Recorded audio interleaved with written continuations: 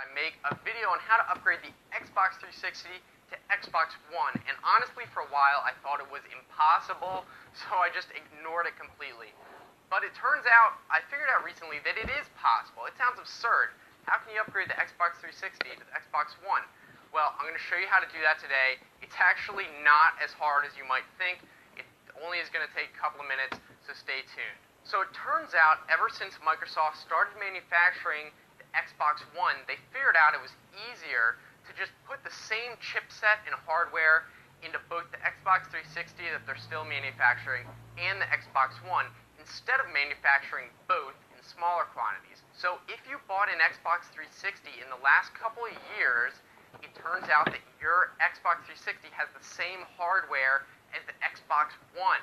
It's just hidden away, kind of dumbed down, but there's a secret developer code in the Xbox 360 consoles that allows you to activate and install the Xbox One OS and bring that out and use it exactly like an Xbox One, and that's what I'm going to show you how to do today. Now, before you start this, it's important to know that if it works for you, then it is going to delete all the content on the hard drive because, of course, it will be installing that new operating system, the Xbox One, so, of course, nothing is going to be left from the Xbox 360. So back everything up before you try this. Make sure it's all backed up. It's also important to know that Xbox One is not backwards compatible with Xbox 360 games, so if you install this new operating system on here, then you're not going to be able to play any of your Xbox 360 games anymore. So now that we have that all out of the way, why don't we just jump right over to the Xbox 360 I have in the other room, and I'll show you how to do it. It doesn't take long at all.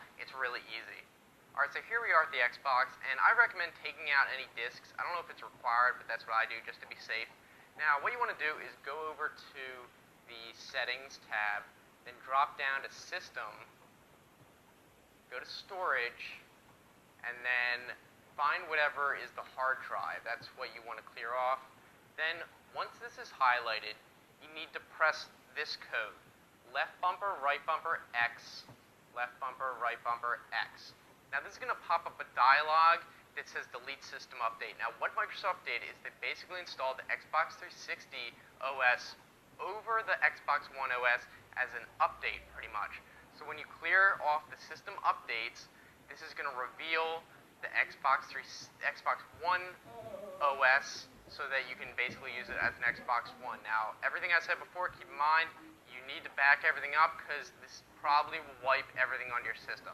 So, just press yes, and then the console will probably turn off for a little while, but when it turns back on, okay, yep, here we go. Here's the boot up screen, and then we'll wait a bit to see if the setup works. Let's give it a second. Yep, here it is. Here's the setup screen, and you can just go through that. I'm not going to go through the whole thing, but you can see that we can scroll through and all that, and it works. And that's really all there is to it. It's really easy.